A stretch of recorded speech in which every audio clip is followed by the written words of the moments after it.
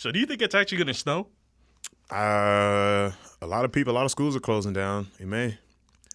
Early in the morning. What people don't realize about this region, like the Southeast, like your Alabama, Georgia, Florida, or Tennessee area, is there's so many factors. You're in a weird part of the world where there's so many factors, and I'm just speaking based off of what I've heard. There's so many factors that can just change the weather immediately. That's what people don't realize. Yeah. Like, if you get a certain west wind, that'll just blow up the top or something. I don't know. I'm not a meteorologist. I have to ask my friend about that, dude. I don't know. You sound pretty well-read on the subject. No, it's the voice, dude. I'm just good at talking, man. But on my other podcast, dude, I sound like a nasally little bitch, dude. I do.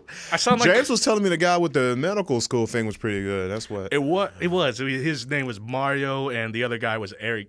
Oh, yeah, two guys in here. Yeah, it was good. UAB? Yeah, UAB. They were real blazes. Fun. Man. But watch it just not snow tomorrow, dude. It's going to be 72 degrees. That's awesome because I have to work tomorrow, and if it snows, I won't be able to work, and I need that to happen. Oh, you need them hours, dude? I need them hours. Dude. Shit, I don't know, man. I just feel like it's just going to be sunny tomorrow. Yeah, it's not bad today. Like, I really don't even need this jacket out there right now. Dude, it's not bad at all. It was 64 degrees. Yeah. Sometime in the middle of the day. I'm just sitting there. I'm sweating. I'm like, why am I sweating in the middle of January? You know, I work at Lowe's, man. They in there getting salt for the driveways. They're in there getting...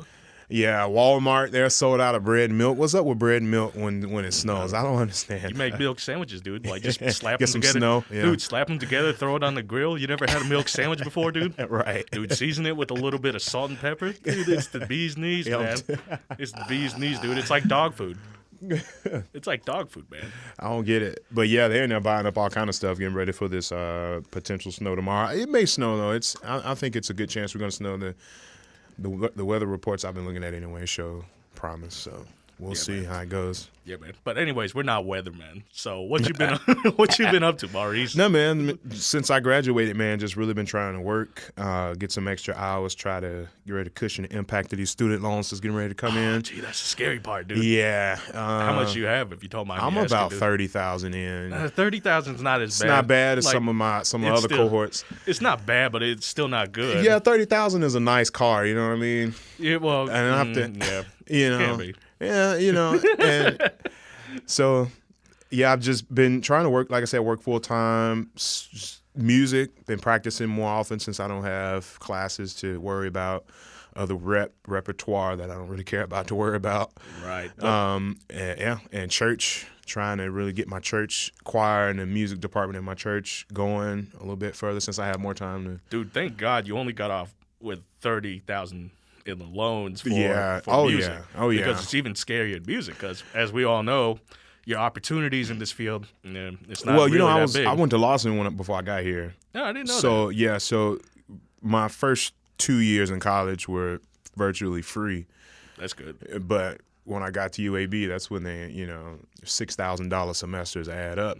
Yeah, I actually took out more than I actually needed a couple times, so it really shouldn't even be $30,000. But it is what it is. I knew this one guy. He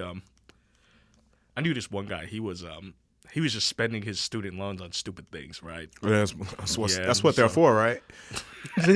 he bought a car with it, dude. I'm sitting here, like, what are you doing with this loan? Yeah, I know some people that pay off apartments for several months or years at a time when they get student loans, and I don't necessarily get it, but I do understand the drive for independence. I don't know, but it's costly though, because it is costly, dude. I don't care, dude. I'll stay with my parents stuff. Yeah, well, my situation with my parents isn't bad either. That's why I'm still staying with my parents now, and it's in the city. Everything is pretty much close, nearby. You don't have to worry about too much.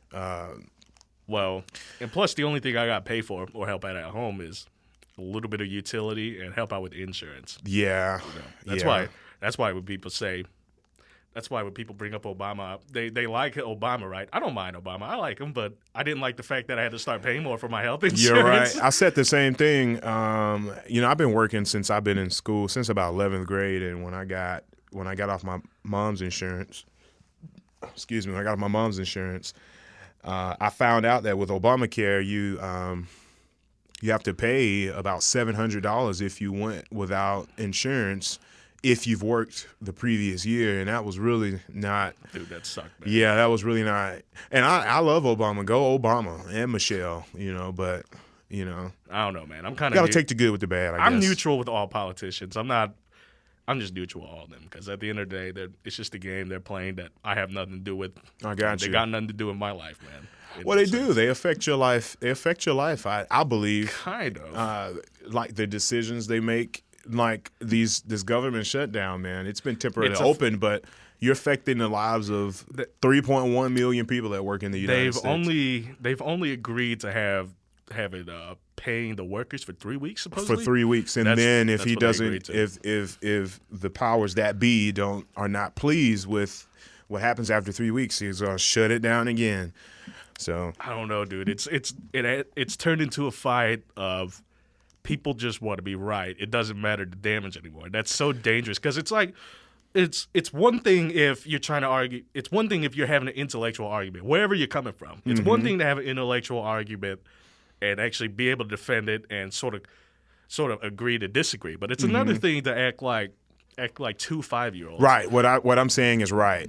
And right.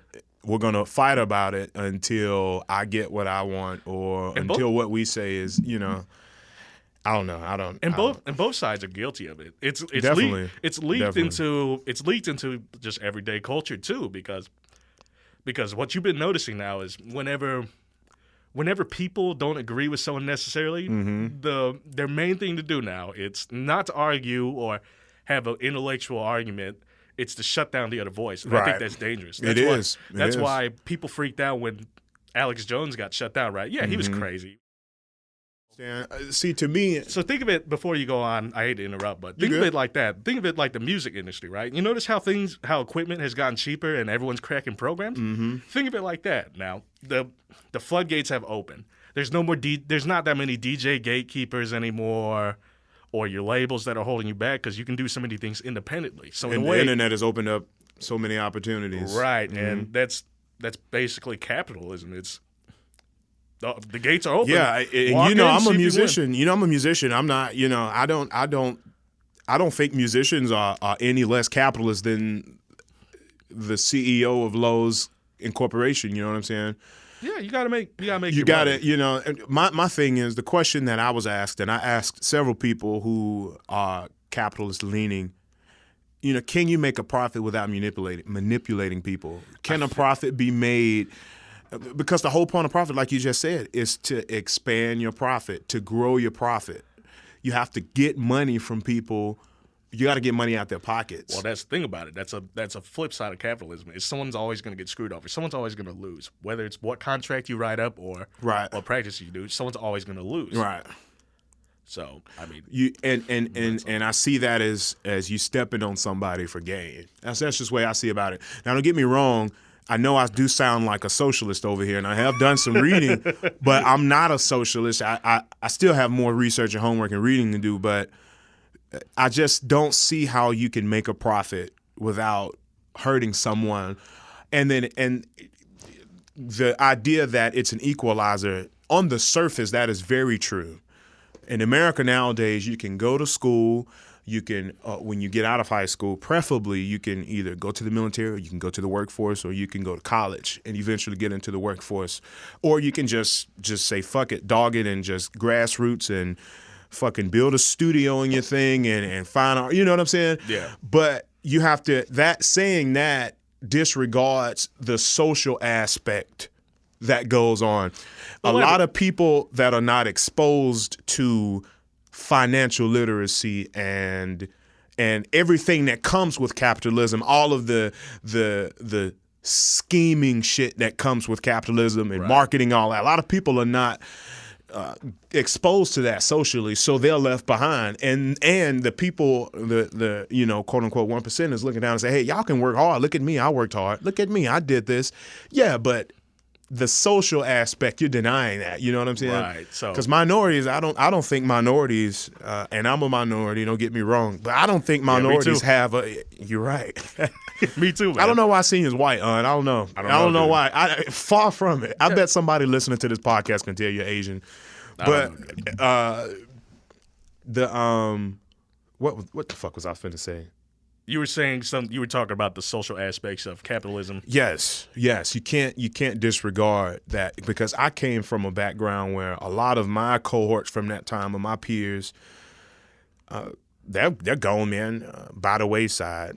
I hate to use that churchy kind of phrase, but a lot of people, you know what I'm saying, due to ignorance. You know what I'm saying? Some people made it out, but the people that made it out were exposed to some degree to what they want in life. You know what I'm saying? Not other than the TV and the internet. Okay, so I got three things. So one, move your mic out a little bit. I know. And then you could shift it a little bit. Yeah, just like that. Yeah, I got you. All right, second thing is, when you talk about exposure, maybe for the previous generation, because the internet wasn't a thing, yeah, I can understand that. But now in this generation, right, I think the internet is also another equalizer, because now, dude, you could just be living in a fucking mud hut in like Indonesia or something. But if for some reason you have a laptop, if you get some service out that motherfucker, dude, hear me out, right? If you get, I'm saying that now knowledge, it's practically a click away. It's a click away. So now you can just learn at your own pace. And what was my other point I was going to make? Oh, you were saying something funny about 1%ers, right? The top 5% of the world, as far as I know, they make $32,000 a year. So here's the thing, right? Of the world, yeah. So I'm thinking more from like a world perspective. You're right. I'm thinking nationally, right? Which nothing's wrong with that, right? Because look, if say for some reason I was like the ruler of the world, An Lee was the ruler of the world, right? And I said some crazy shit like, hey, top 5% of the world. That means if you make above 30K, your ass has got to donate X amount of money. How do you think people will feel about that, right? Because yeah, I get it. You need to help. You need to help those who are in a bit of a rut. Nothing's wrong with giving them a little push, but it starts to become a little bit dangerous when you start to lose perspective of what people have here. Because what I just said was top 5% of the world makes 32. I think the top 1%, I think that threshold starts around 300K. So we got to be real careful, like when we're aiming at 1%ers, because there's a top 1% of the 1%ers that those are the people swimming in billions. Right. But your average 1%, I say average like it's nothing, but your normal 1% is like they're doctors, they're like CFOs of a company, they're like CPAs with years of experience. So you gotta be really careful. I hate throwing around the top 1% because that's why I said quote unquote 1%, because nobody. I mean, get a little closer to the mic. I was thinking more so about the United States. I guess I'm not read enough to speak globally. I mean, it's okay, dude. You know, but as far as the United States is concerned, definitely there's a small group of people controlling how the money moves in this country. You know what I mean? Well, here's crazy. It is out, and I don't discredit people. There are people who have come from situations that seem hopeless, and rags to riches happens all the time. It does. But you can't lean on that, because a lot of that is luck. It is. It's and being luck. in the right place at the right time. So some of it is luck, but sometimes luck just happens when you're just in the shit line. Right. Yeah, you're right. Luck has to meet preparation to some degree. Correct. But here, let me adjust this mic real quick, so I don't want to feel like. Hey, am I too light? Was I too close on it, and now I'm too far back?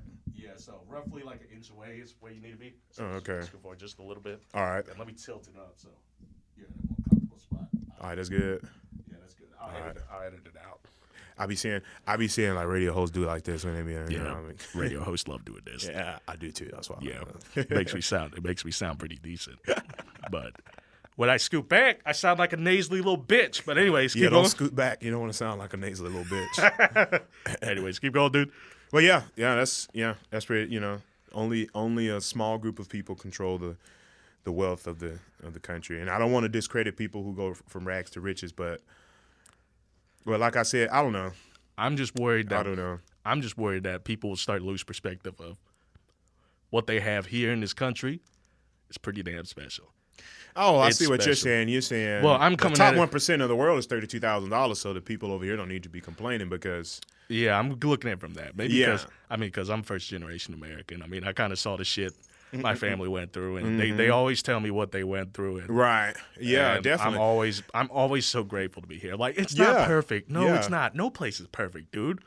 No place is perfect. Well, you're another kind of minority too, though. Like you're kind of like the minorities that are kind of like the Hispanics. They came over here. You know what I'm saying? Voluntarily came over here. You have people who were forced over here. Right. And 300 or so years ago, I'm not finna like pull that card, but I'm just perspective. 300 or so years ago, this group of people were marginalized and really stripped of everything and quote unquote Americanized, because these people that did that weren't from America. But anyway, were quote unquote made civil in their standards.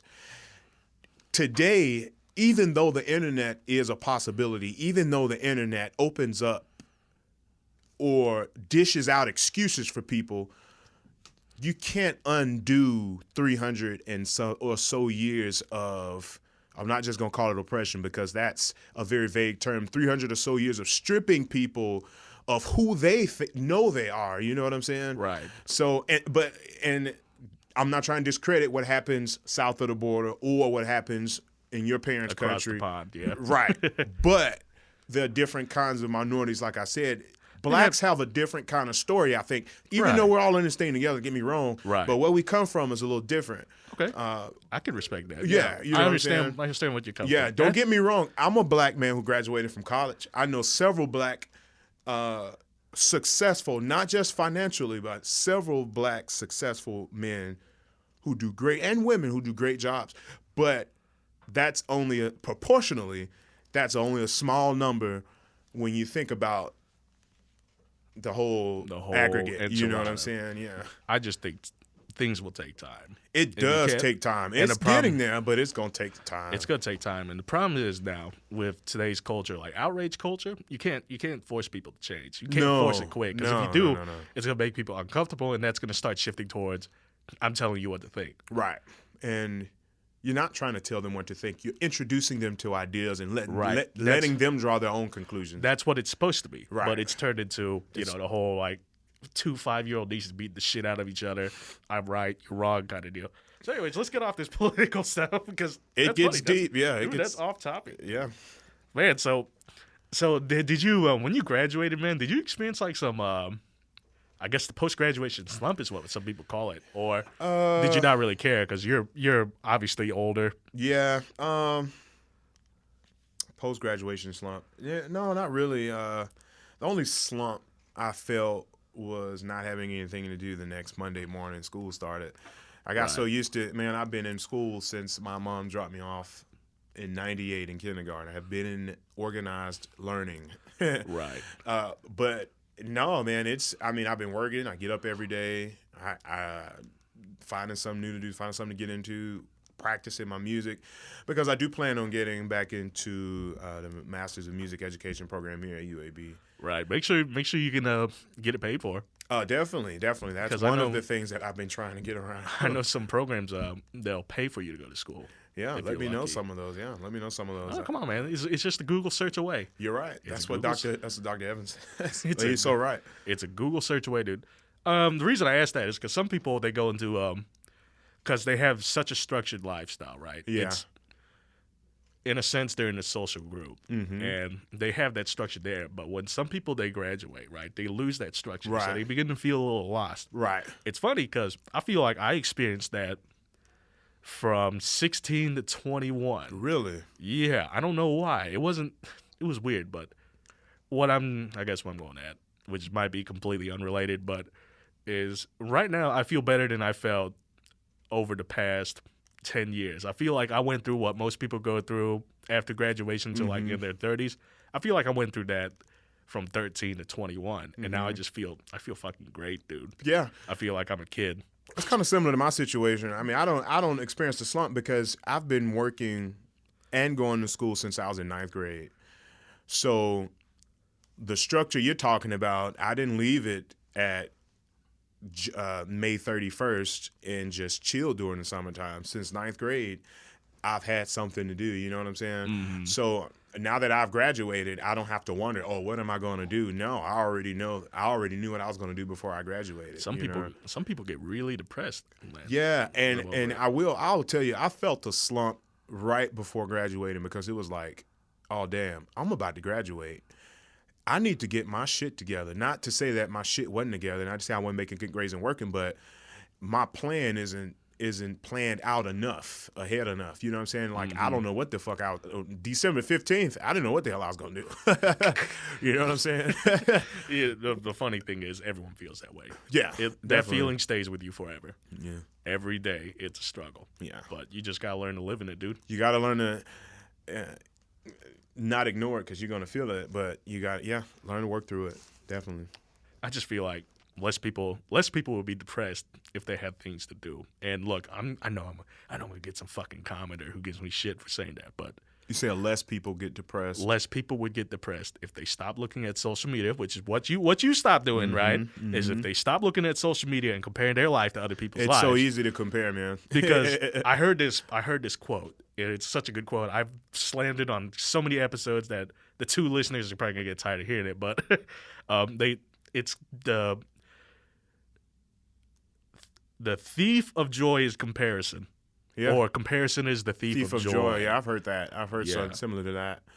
You can't envy, compare yourself. That's really what comes from comparing. You get envious because you see that people, you don't, and it's just a picture, man, or it's just a 3-minute video. Right. That people are just taking a snapshot of themselves. They're not giving you everything. You know what I'm saying? Right. Because you don't know when they're on their bad days, and you don't know what it took to get there. Right. You don't know, and you don't know if they're in shit now. You know. Exactly. That's what. I don't know. That's why people need to. They just need to enjoy the grind. Dude. Well, like I said, that background and your upbringing and social aspect is all there with that too. Because I was reared that way. Like my parents would say, "Don't worry about what the Joneses are doing," because you don't know if they had to steal to get that, or you don't know if they're even happy with that. You know what I'm saying? Just focus on you. That's all you got to do. See, my upbringing was a little bit weird because my mom is doing well, but my early life, say to like 3rd grade, which isn't that bad, I got to see her come up in a way. So I'm not going to say I struggled because I didn't, but I got to see this person who could barely speak English just fucking kill it. Right, like, right. That's the best thing you could have seen, man. She failed. She failed the English exam to get into pharmacy school 8 times, and that was a test that was only given twice a year. So think about that. Yeah, 4 years of just failing an English test. And she kept going back every time. She kept going back, dude. She was I think my dad at one point would say, "No, you need to stop doing this. You didn't get to take care of the kid." My mom was like, "Nah, fuck you. I'm gonna keep doing this kind of deal." So I don't know. I heard somebody say, man, the most successful people in the world succeeded one time, but they failed about 100 times before they got that success. That's why they say the master is just the difference between the master and the student is the master's failed more times than the student's ever tried. That's right. And now I can talk to you like I know what I'm doing. I do know what I'm doing because I failed. Yeah, because you fucked up like I fucked up kind of deal. So here comes another thing, right? Do you think school was worth it? Yeah. Dude, I've always loved music. Right. Even more specifically the piano, dude. Like my grandmother played for the church when I was growing up, and I sung in the church choir.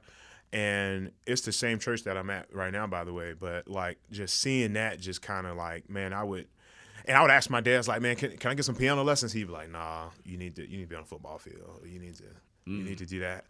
And when I got the opportunity to take lessons unofficially from an adjunct teacher at my community college, he was like, man, you need to change your major to music. Like 30 minutes later, I went over to the admissions office and changed my major to music, and I have not regretted it since then. Like the things that I learned at UAB in music and other places, I think are going to benefit me for the rest of my life. You see, I'm the exact opposite. Really? Yeah, we talk about this a lot. We talk about this a lot. Yeah. But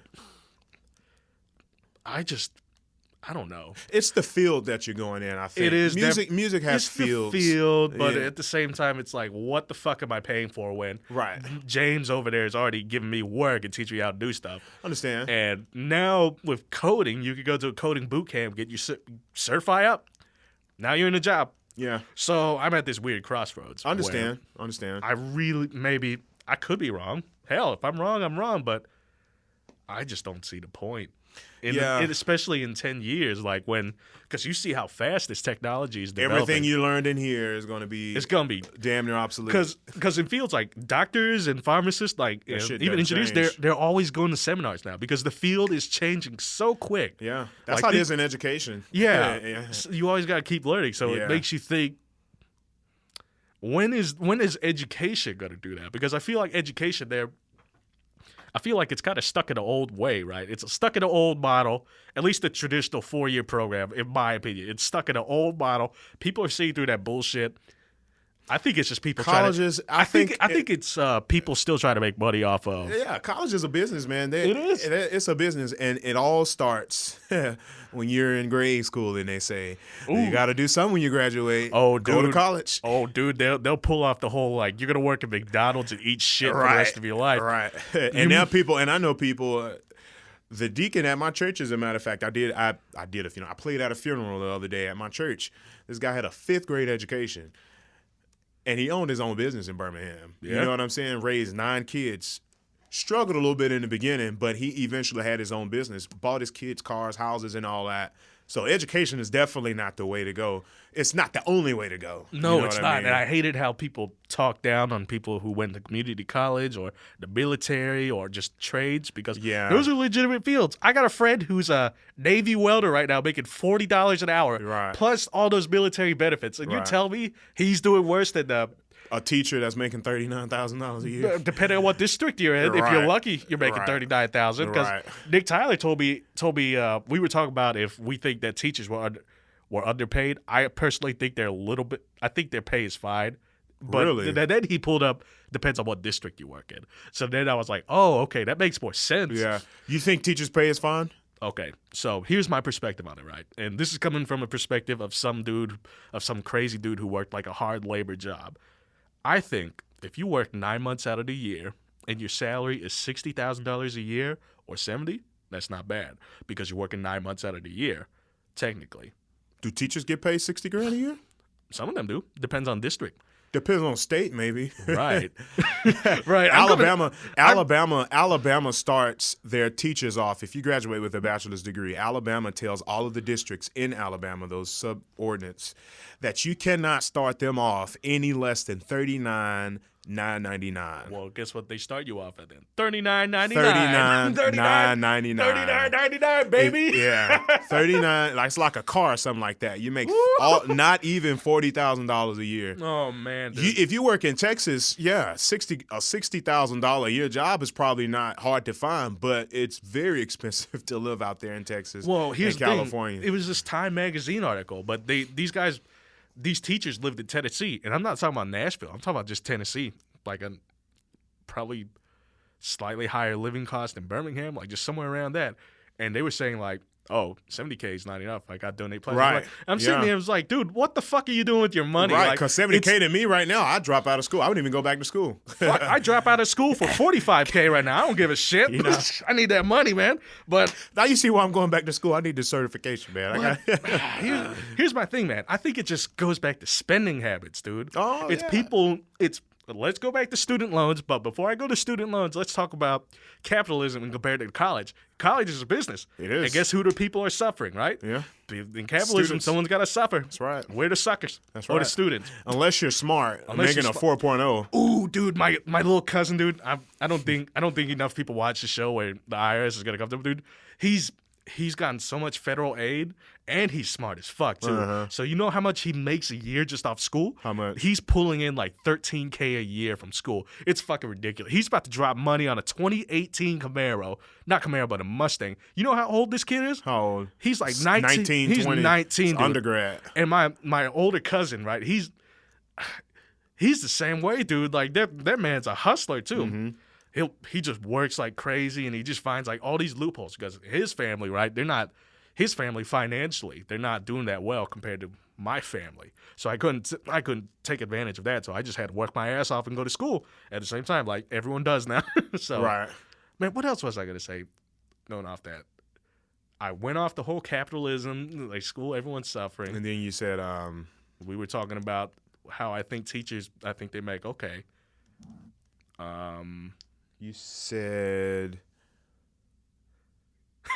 I forgot. I forgot too. I go on these tangents and I forgot. But anyways, let's keep it rolling. The teacher thing I think was a tangent too, but I forgot what track we were on before that. But I was gonna go on another one. It was actually gonna be good, but oh well. Got to keep that list in front of you. Welcome. No, this wasn't on the list. This is something I pulled off the dome, dude. Oh, okay. Are you still vegan, dude? I am vegetarian now. Okay. So what's the difference between vegetarian and vegan? So vegans don't eat anything that comes from an animal. There are different orientations of vegans. Some vegans don't eat like honey, say for instance. Oh yeah. Some vegans do eat honey, but vegetarians they still consume eggs and milk, which come from cows and chickens. Nothing's wrong with eggs, dude. Eggs is probably one of the best things you can eat because there's so much nutrition. Man, it's so much information out there on both sides to where I don't know what to believe anymore. No, I'm just saying so much convincing information. No, I'm just saying eggs are super good for you. They try to say like eggs well, that's what I'm saying. There's information on the opposite side that says eggs are totally bad that are extremely convincing. I don't know what the fuck they're talking about. Anyways, go on. Go on. I was like, boil that fucking egg in the morning and give it to me, goddammit. Yeah, but I mean, I'm still vegetarian, so I haven't eaten a whole piece of meat since like last June. So you don't eat fish either. I don't eat anything, any meat. I don't eat anything. I don't eat any meat, any animal. I don't eat it. I will consume egg products. I don't eat whole eggs, but I will consume like cake or something like that if it has milk or something in it. I do eat that.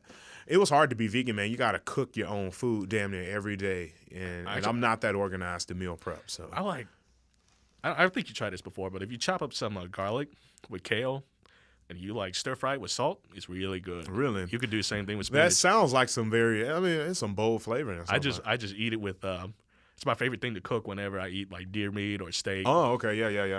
That sounds like it would flavor it real good. Some garlic. Look at me, I'm the sinful meat eater over here. I don't care. Hey, I'm not that kind of vegan or vegetarian.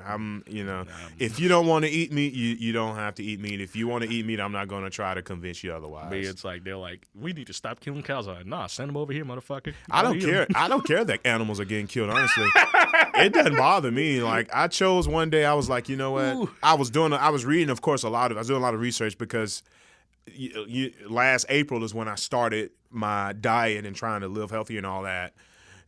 Because I had lost a lot of weight during the summertime. I didn't become vegan until right before school started last semester. But I was looking at a lot of it. I was like, I'm going to try 1 week. I'm going to try to not eat anything from an animal. And I didn't stop. What? I just didn't have a reason. And I was like, I'm just keep going. And now I don't even really have any desire to eat meat. You know what I'm saying? Not even fish, man. I'm not going to lie. Sometimes, hey, look, I'm from the hood, man. Sometimes I'll smell a good hot dog, and I'll be like, damn, let me put some chili and some ketchup and mustard on that bad boy. But now I'm just like, I used to eat real bad, dude. Like, that Sharks Off Green Springs, dude. Oh, shit. Dude, that lady had, like, the hots for me. Yeah, we went there one time. One time, dude, she hooked me up. I paid, like, $7. She gave me, like, 15 whole wings. I'm like, holy fucking shit. Holy shit. It's like, this is so bad for you, but I'm going to eat it anyway. That's one of them. I don't give a shit. Yeah. Like, I don't give a shit. Yeah, I started getting serious about my health, man, because diabetes run in my family. Any kind of heart and blood disease you can think of probably does run in my family on both sides. And I have a lot of older relatives who are not doing well in their old age, and they try to put on like, I'm fine, I'll be all right, It's like, but I like I said, I've been exposed to that life of seeing people, And the sad thing is, your body's not gonna feel what's going on. Like, let's say obesity, for example. Right. Of course. Some people, you don't have to feel in pain, but it's bad. Right. It's not really good. Bad. It's not good. That's why I've been like, I'm not necessarily vegan, obviously, because I eat a I can tell you lost a little weight too, man. I just been going back to the gym, just doing some boxing and powerlifting, and that just feels great. Yeah. And also my cholesterol, right? Last year when I went to my doctor's appointment, my cholesterol was like around 232. It was fucking terrible. Yeah. But I came back and he said, your cholesterol drop is insane. It's like 172. And you know what the funny thing is? It was 2 months after I came back from New York, where I ate like shit, just like. Well, you were broke then. Oh yeah, dude. Like that, there was a cart outside my apartment, dude. It was like you gave him a lot of money. It was like, give me that bagel with bacon, egg, and cheese. I know that's real. And a coffee for $2. I didn't visit you while you were up there, dude. Like, oh, it's okay. I was a fucking slave up there. You told me that. I think I called you and asked you about that. You were like, man, don't even worry about it, because I'm like. I'm a fucking slave. Yeah. But funny thing, but going back to the cholesterol thing, I came back and I was like, you know what? I'm just gonna eat some kale. So every week I would eat like 2 bags of kale with whatever meats I ate, and that in 2 months, it dropped my cholesterol down that much. I'm like, holy shit. Yeah, man. It's so good. Those for you. greens will do it for you, man. And yeah, I did a lot of. I'm telling you, this last summer when I was like, damn, I got to hurry up and graduate. I got one more semester left. I kind of start getting out of the mindset of a student. And I was like, I got to fucking take care of me. Like, I'm fucking back to 295 pounds, not feeling well.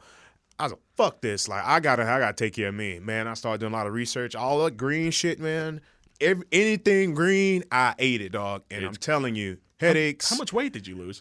I was 295 when I did my jury spring last year. Right. And the first day of school last semester, I was 241. Holy shit. Yeah. 50 pounds? I lost about 50 pounds over the summer. And that wasn't all vegan. That was like just changing my whole eating habits. Like I really, and to this day, like so here's the thing, it's a funny thing.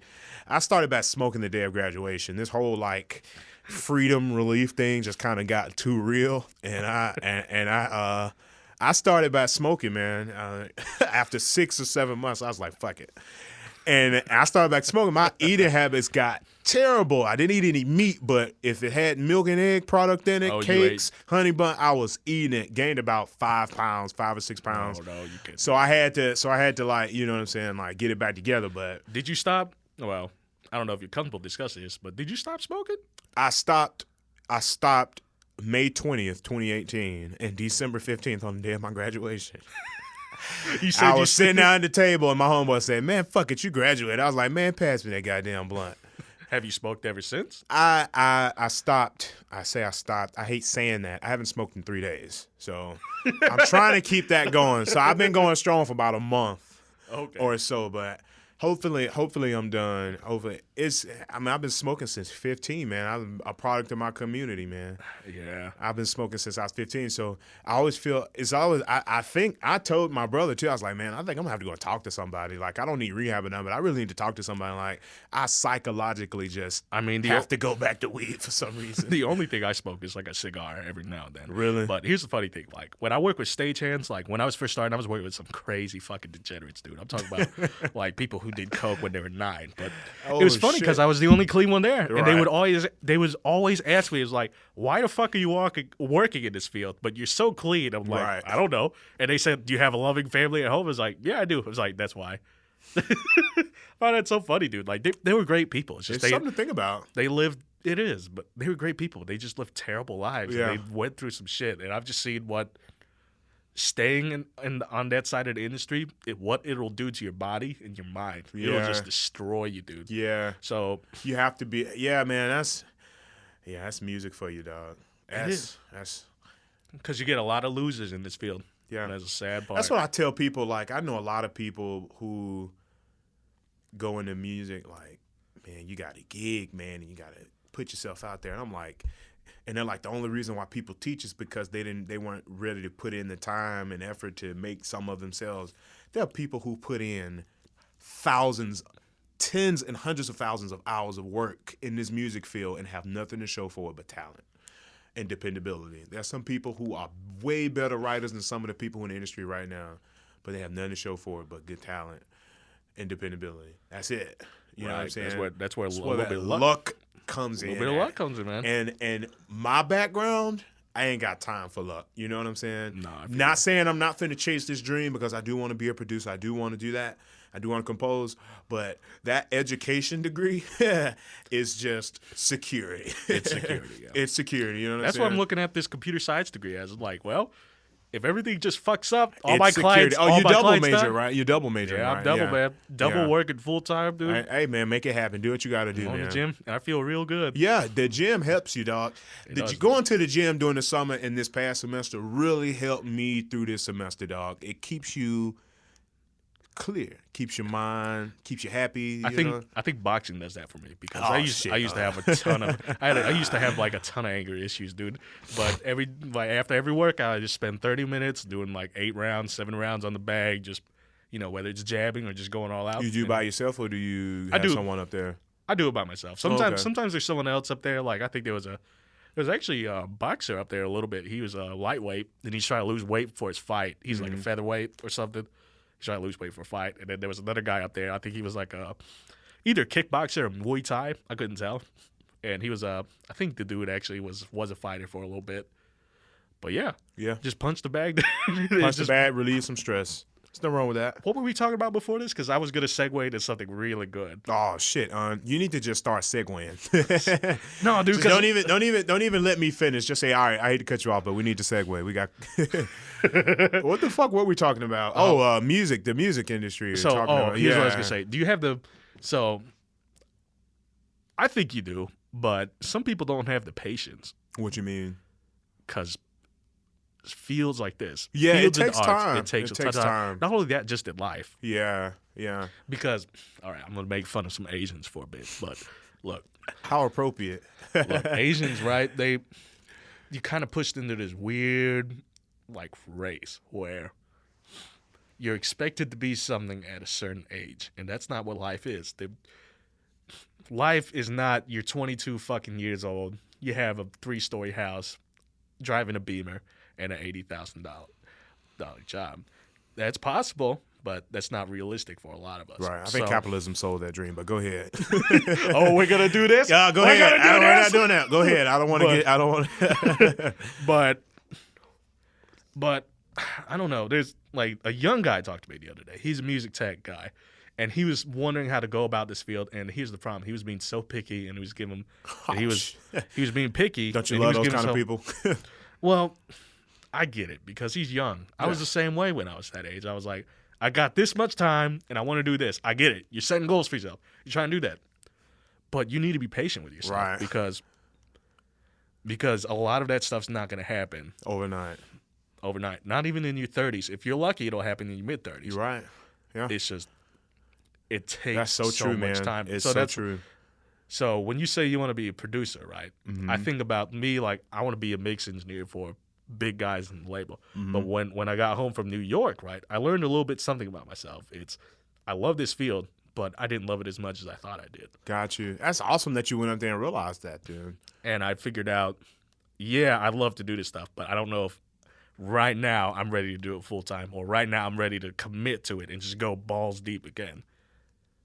Not saying that goal isn't still there. No, it's you're varying up the journey, though. You know, taking detours or whatever. So another thing was like, I could just dive my head straight into this and just suffer for 5 years, or I could just come back with a hammer and just knock down the wall. Oh man, that was some solid shit right there. I like the way you put that. There is this because I think my mom, she also told me this when I got back from New York. She just said, "All right, On. It's time to stop fucking around." Really? And it's like, she supported me doing this, right? She said, go for it. You never know. But at the same time, she's saying, okay, he's going to learn. He's either going to make it or he's going to get his ass whooped. And I got my ass a little bit whooped. I broke even. And it wasn't worth it for me to stay up there and suffer for it. Mm-hmm. So the point I'm trying to say is just be patient with yourself. Mm-hmm. That's all it is. And I think that's what I told this kid. I was like, dude, things are not going to happen in the time span you expect. Right. Like life's going to throw a ton of things at you. That's right. I wanted to go straight to grad school this time last year. If I had not, you may need to edit this out. If I had not failed music history, I would have been at LSU right now. Oh, I'm not going to edit it. But I'm so glad. It's fine. I graduated now. Say what you want to say. But it's like if I would have been at LSU right now, but I'm so glad I'm not at LSU right now. I'm so glad that I'm on this detour right now. You know what I'm saying? Because there's so many more opportunities in the direction that I plan on going in. And, I feel. Yeah. And another thing he didn't realize, I told him this, like, dude, how old are you? He said, oh, I'm 18. I was like, you realize you can fuck up for the next 12 years and then you could still be fine? Right. You have a lot of time. People don't realize that because why? They're too busy comparing themselves to other people. It's right. Like, oh, why is Lil Pump driving in a fucking Ferrari? At and I'm sitting here. Yeah. I'm like, dude, that's Lil Pump. Yeah. Okay, whatever, cool. Stop looking at other people. Whatever situation he did, he made it happen. He made it happen, dude. Yeah. It's like why are you getting mad at Lil Pump? Get mad at the 22-year-old Asian shut-in who inherited like $5 million because his mom died. Don't get mad at him. It happened. He didn't choose to get born. Get birthed with that family. Well, he might have killed his mom, but oh shit. Shit. No, I'm kidding. You're gonna have to edit that out. No, I'm not talking about myself. My mom is still alive. I'll bring her on the fucking episode, you two. I'm already gonna get demonetized. I'm gonna be the third viewer, man. I like. What is this on YouTube? Yeah, the Come On show. It's funny. I'm gonna subscribe to Come On show. I think it has 2 subscribe, right now. people. Oh, I'm not live, so I'm not really talking anymore. No, you're not. But it's subscribe, okay. people. I appreciate it. It's nice to have someone with a better voice than me telling people. You think I have a better voice? Well, dude, I told you I sound like fucking Kermit the Frog, dude. I listened to myself on these past couple episodes like, hey, guys. Hey, Eric, how you doing? Will I have a chance to listen to this? I just want to hear how I sound on this mic, man. Yeah, dude, because I'm so lazy and I'm so busy at the same time. It'll take me at least Are you a still week. with Workplay, I think?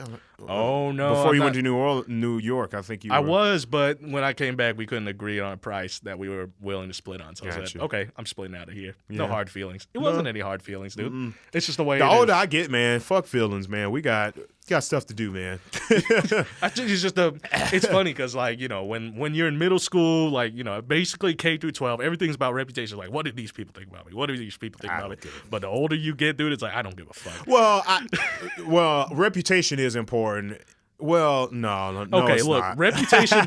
Look, I'd rather be friends with one person who can help me than be friends with 2,000 people who are just for a reputation, who will never help me do anything. Right, that's true. So I agree.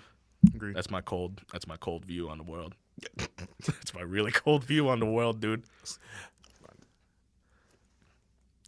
Let's see what else we got here before we wrap it up. So you said your long-term goal is you want to be a producer. Well, correct? yeah, I want to be Quincy Jones, man. Film scoring, I think, is really fun. I got a friend who's trying to get into that, and I think he's an electrical engineer, but that's his side hustle, dude. Yeah, talking about Eric.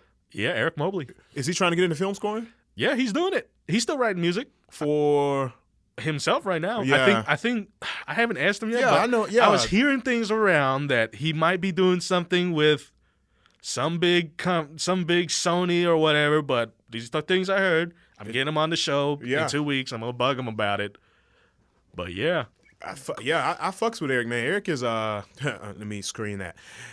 I like Eric. That's what I meant by that. That was a very hood term that did not sound right. But it's okay, dude. You should hear some of the shit I say. So you're okay, dude.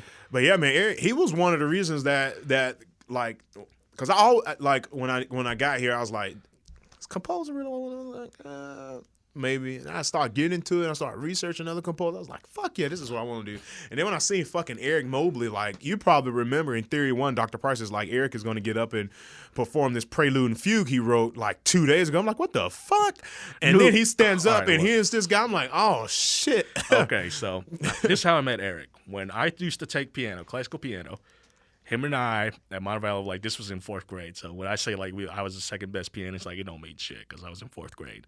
So we were, like, 2 of the best classical pianists there. And that's how I met him. And he was a fucking beast, too. Yeah. He was a beast. And when I was in high school with him, he would always just be writing music. And he was into the same kind of music I was. He liked Nujabes. He liked Yoko Kanno's compositions and all that kind of stuff. So... And he's smart, too. And this dude is smart. Like, this nigga's smart. Like, he like, a fucking electrical engineering major and minors in music tech. When I first talked to him, he was like, yeah, I want to make my own keyboard. Yeah, he was telling me about that. That did not come across my mind. I'm not saying this is the reason. Like, I'm from the hood. We don't think about shit like that. We're trying to roll up joints and get a job in the factory so we can make about $20 an hour so we can move in a house. It's funny. It's funny because Eric gets pretty hood too sometimes, dude. Yeah, he's from y'all from but yeah, both y'all went to Thompson, right? Yeah, we did. Yeah, it's kind of funny. Yeah, that is funny. But yeah, Eric is he's awesome. But yeah, that's what I want to do, man. But I'm just using teaching as a way to make money until I get to where I need to go. Pretty much. Right. And I feel like if I go into another, because I could advance right now easily at Lowe's. And some of the assistant managers, store managers, they are easily in 6 figures. Right. But that's going to take time away from music that I don't really want to take time away from. Yeah, man. And my boy Haydn, I'm talking about Joseph Haydn that was born, right? The king, the founder of classical music. At the end of this last semester, I had to write a paper, and I was like, fuck it, I'm just going to do Haydn. I sung some of his pieces, and I like his music. And I was reading some of his stuff, and some of the same things that I was worried about he was going through, he had to teach. While he was composing, he wrote in his diary, he was like, I feel sorry for other guys who have to teach music just to eat and make ends meet. But he said, I stay up late in the night. Even after teaching, I stay up late in the night and I compose because that's where my heart is. Yeah. And after I read that and looking at a few Quincy Jones documentaries, I was like, I'm going to put in hard work. Even if I have to teach and gig, I'm going to write and I'm going to put all my ideas out on paper until, And if it don't happen, I don't give a shit. I got retirement. That's so funny, dude. Well, that's how I look at it. Well, I mean, the age of only having one job is over, dude. Oh, yeah. I got 2 jobs now. Gone, Shit. dude. I mean, I'm the music director at my church, and I work at Lowe's. And if I got another job, I'll take it. I do too many things, dude. Like, I've been trying to do computer science, gigging on the side, doing, like, all the audio gigs and doing the mixing stuff. And this podcast, too, which is pretty time-consuming. I really like this podcast. I'm actually, like... It wasn't on my radar until tonight. It's okay. It's on nobody's radar. Let's be real, okay? If you go to the channel, it has maybe 2 subscribers. Yeah. Well, now 3 when we. I appreciate it. Maybe one day, if James, subscribe. James is an awesome engineer, by the way. Yeah, if this show actually gets good, then if it actually starts to blow up, then I could look back on this episode and make fun of the fact say, this show ain't on the radar. It only has 2 subscribers, but. Hey, man, the fact that you tried, dog, like we said earlier, you fall down 9 times, you get up the 10th time. Or you get up the 9th time, technically. But, yeah, you get my point. Like, you got to, you fail a lot of times until you really succeed. Dude, like, life is an analogy of this, I think, Deontay Wilder fight. There was a fight between Deontay Wilder and someone else. I forgot. Or it could be someone else. It could be like DC Cormier. I forgot. But this dude was getting fucking pummeled the whole fight. And this is what's beautiful, right? This dude just hits one right hook perfectly. He's getting fucked up the whole fight. He lands one right hook correctly. KOs. And he won. And that's the way. Ah, that shit is so powerful, man. Because that's what it is. That shit is so powerful, That's the way life is, yeah, man. Yeah. But anyways, I mean, I have nothing better to say right now, dude. That's how it is. Well, that's how it is with this weight loss thing, man. Like, you can, like, yeah, so what? I gained 10 pounds. I'm going to lose 20. And, I'm going to keep going until I get to where I want to go. You know what I'm saying? Like, all these failures are going to equal success in the long run. And it takes time. It takes time. Well, Maurice Nix, thanks for coming out. Thanks for having me out. Sorry this episode was a little bit shorter than usual. Yeah, I have. I'm not on the clock, but I'm on lunch from work, so I was looking out for my future employment. You've been there. Oh, man. All right, man. I think that's a wrap. I appreciate you coming out, dude. No problem, man. I'll be glad to come out any other time, man. All right. I'll also let you know when this episode goes up. I'll probably be editing it actually tomorrow, since school is closed tomorrow. Maybe. Yeah, snow day. You have no excuses to get some extra work done. Yeah, snow day. It's just one drop of snow. Whole Alabama flips of shit. That's right. James Spann has probably like 6,000 shares and like Barber Milk or something right now. He's just waiting for that shit to go up. Yeah. That's one of my long-term goals too. I want to get James Spann on the podcast and Alexander Shannara. And hey, I know there's some ridiculous Alexander Shannara's cousin works with me, actually. Really? Yeah. Why is he working at Lowe's, dude? His cousin is a girl. Is a lady. She works there part-time. She works at Regions full-time. But yeah, she's Alexander Shannara's like cousin. I could talk to her to see if you want me to. Nah, it's not gonna happen. Alexander Shannara is gonna he's gonna sue me for like defamation, or he's gonna charge me like $8,000. All right, we need to wrap up. Thanks a lot, Maurice. Catch you around, man. No problem, man. Appreciate it. Man, fuck that dude, man. Fuck Alexander Shannara. I'm gonna have to edit that out.